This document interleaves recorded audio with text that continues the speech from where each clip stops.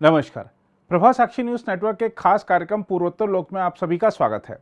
इस सप्ताह बात करेंगे मणिपुर के ताजा हालात की, असम मेघालय के बीच हुई सीमा वार्ता की, असम में गृह मंत्री अमित शाह के दौरे की, अरुणाचल प्रदेश के राज्यपाल की ओर से दिए गए सुझावों की, त्रिपुरा में हो रही राजनीतिक हलचल की और अन्य पूर्वोत्तर राज्यों की साप्ताहिक हलचल की।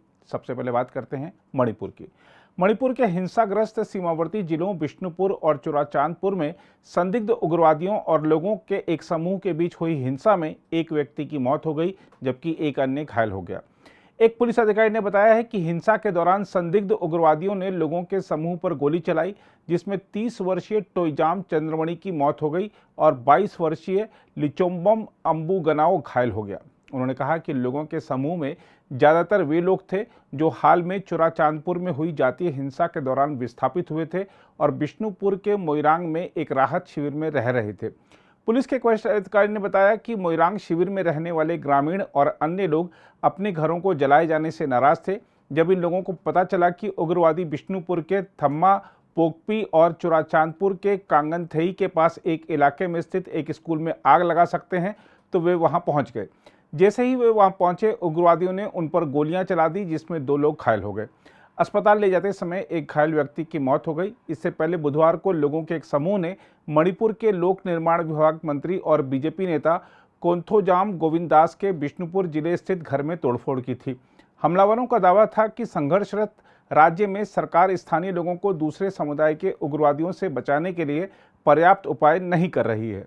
इसके अलावा कांग्रेस ने मणिपुर में पिछले दिनों हुई हिंसा को लेकर केंद्र सरकार में शीर्ष स्तर की चुप्पी पर सवाल खड़े करते हुए कहा है कि यह एक सीमावर्ती राज्य है और वहां की स्थिति को गंभीरता से लिया जाना चाहिए।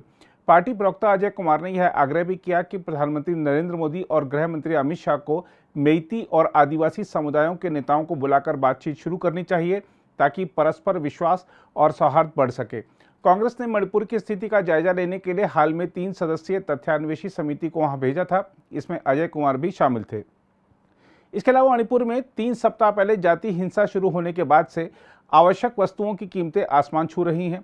राज्य में बाहर से आने वाले उत्पादों की आमद प्रभावित हुई है और कई वस्तुओं को सामान्य कीमत से दोगुनी कीमत पर बेचा जा रहा है।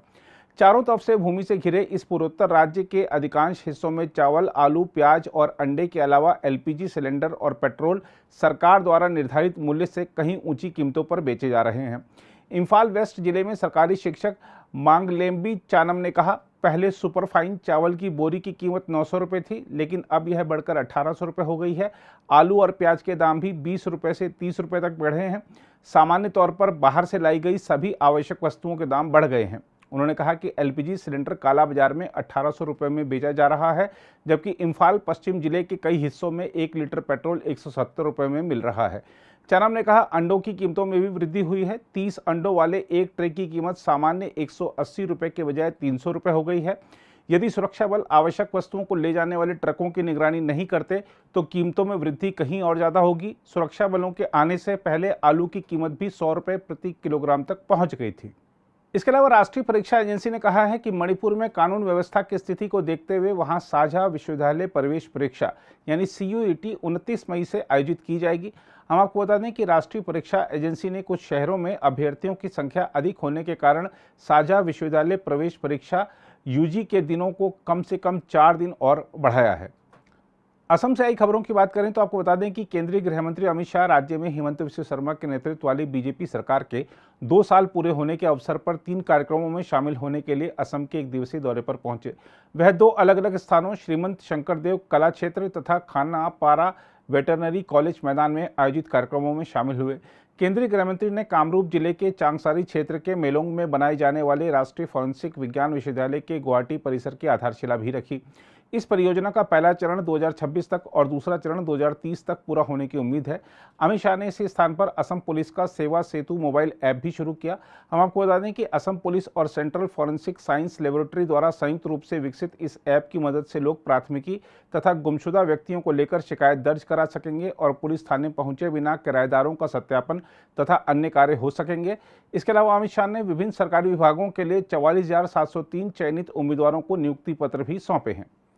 इसके अलावा असम के मुख्यमंत्री हिमंत बिश्व शर्मा ने प्रधानमंत्री नरेंद्र मोदी द्वारा नए संसद भवन के उद्घाटन समारोह का विरोध करने के 19 विपक्षी दलों के फैसले को महज नौटंकी करार देते हुए कहा है कि इन दलों ने इस परियोजना का कभी समर्थन किया ही नहीं। शर्मा ने कहा कि बहिष्कार का दूसरा कारण यह भी हो सकता है कि उद्घाटन ऐसे दिन हो रहा है जो वीर सावरकर से जुड़ा हुआ है। शर्मा ने संवाददाताओं से कहा, बहिष्कार लाजिमी है। उन्होंने सबसे पहले संसद भवन के निर्माण का विरोध किया था। इसके अलावा संघ लोक सेवा आयोग यानी यूपीएससी की परीक्षा में 5वीं रैंक हासिल करने वाले और पुरुष अभ्यर्थियों में टॉप करने वाले मयूर हजारिका असम के तेजपुर से हैं और पेशे से डॉक्टर हैं। उन्हें भारतीय विदेश सेवा में काम करने का मौका मिलने की उम्मीद है। सफल पुरुष अभ्यर्थियों में शीर्ष स्थान हासिल करने से मयूर हजारिका उत्साहित हैं। एमबीबीएस डिग्री धारक मयूर हजारिका का शानदार अकादमिक करियर रहा है। इसके अलावा असम सरकार ने स्कूली शिक्षकों के लिए परिधान संबंधी नियम तय करते हुए कहा है कि कुछ शिक्षकों को ऐसे कपड़े पहनने की आदत है जो सार्वजनिक रूप से स्वीकार्य नहीं लगते। सरकारी अधिसूचना में कहा गया है कि शिक्षकों को सौम्य रंग वाला औपचारिक परिधान पहनकर ही कक्षाओं में शिक्षण कार्य करना चाहिए और उन्हें पार्टी आदि में पहने जाने वाले परिधान नहीं पहनने चाहिए। शिक्षा मंत्री रानोज पेगू ने आदेश ट्विटर पर साझा करते हुए लिखा, मैं स्कूल के शिक्षकों के लिए परिधान संबंधी नियमों के बारे में स्पष्टता के लिए अधिसूचना साझा कर रहा हूं। मेघालय से आई खबरों की बात करें तो आपको बता दें कि असम के मुख्यमंत्री हिमंत बिश्व शर्मा और मेघालय के मुख्यमंत्री कोनराड संगमा ने बुधवार को मुलाकात की और सीमा पर 12 में से शेष 6 क्षेत्रों में पूर्वोत्तर के दोनों पड़ोसियों के बीच विवाद को हल करने के लिए विचार विमर्श किया। गुवाहाटी में बैठक के बाद संवाददाता सम्मेलन में शर्मा ने घोषणा की कि वह संगमा के साथ अगले महीने असम के कार्बी आंगलोंग और मेघालय के पश्चिम जयंतिया हिल्स में विवादित क्षेत्रों का दौरा करेंगे, जहां समस्या थोड़ी जटिल है। हम आपको बता दें कि मेघालय असम से अलग होकर 1972 में नए राज्य के रूप में अस्तित्व में आया था, लेकिन उसने असम पुनर्गठन अधिनियम 1971 को चुनौती दी है, जिससे 12 सीमावर्ती स्थानों पर विवाद की स्थिति है। दोनों राज्यों ने 884.9 किलोमीटर लंबी सीमा पर 6 क्षेत्रों में विवाद के निपटारे के लिए मार्च 2022 में केंद्रीय गृह मंत्री अमित शाह की मौजूदगी में नई दिल्ली में एक समझौता ज्ञापन पर दस्तखत किए थे। समझौते के अनुसार 36.79 वर्ग किलोमीटर विवादित क्षेत्र पहले चरण में समाधान के लिए लिया गया, जिसमें असम को 18.51 वर्ग किलोमीटर और मेघालय को 18.28 वर्ग किलोमीटर जमीन पर पूरी तरह नियंत्रण मिला। असम के मुख्यमंत्री ने संवाददाताओं से कहा, यह विश्वास निर्माण का कदम होगा ताकि दोनों पक्षों के लोगों को आश्वस्त किया जा सके कि हम मतभेदों को सुलझा रहे हैं। संगमा ने कहा कि हालांकि इन 6 क्षेत्रों में मतभेद जटिल हैं, लेकिन इन्हें भी विश्वास और दोस्ती की भावना से सुलझाया जा सकता है। उन्होंने कहा, चीज़ें जटिल हैं, लेकिन हमारा मानना है कि जहाँ चाह होती है तो वहाँ रास्ता अपने आप बन जाता है। इसके अलावा मेघालय में 1972 की आरक्षण नीति की समीक्षा की मांग को लेकर विपक्षी दल voice of the peoples party यानी वीपीपी के अध्यक्ष अर्देंट बसेयाव मोइत की अनिश्चितकालीन भूख हड़ताल जारी है।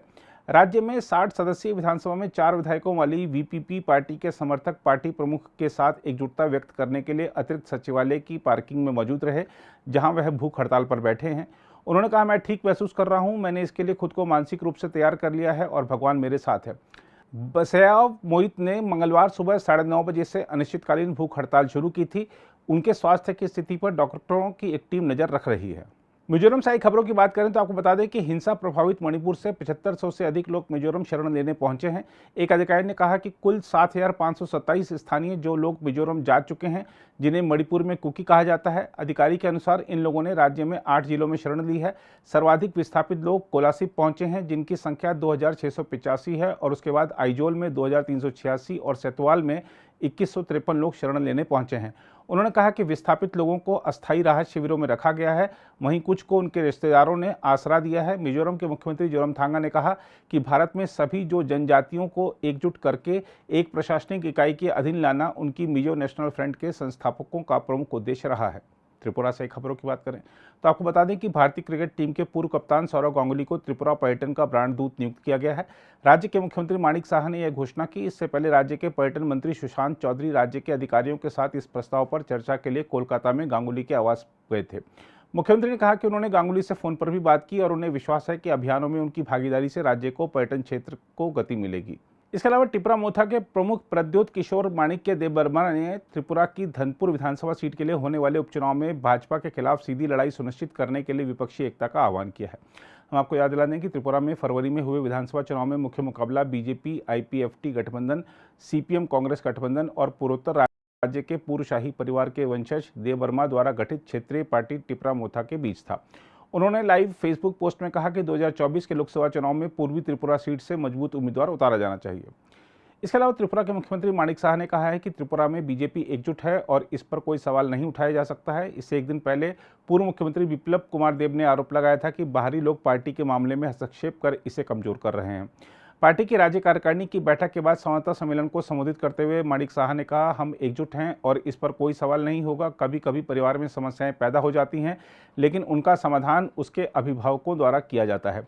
उन्होंने बिप्लब देब के बयान पर टिप्पणी करने से इनकार कर दिया। हम आपको बता दें कि बीजेपी के राज्यसभा सदस्य बिप्लब देब ने कहा था कि बाहरी लोग बीजेपी के सांगठनिक मामलों में दखल दे रहे हैं और इसे कमजोर कर रहे हैं।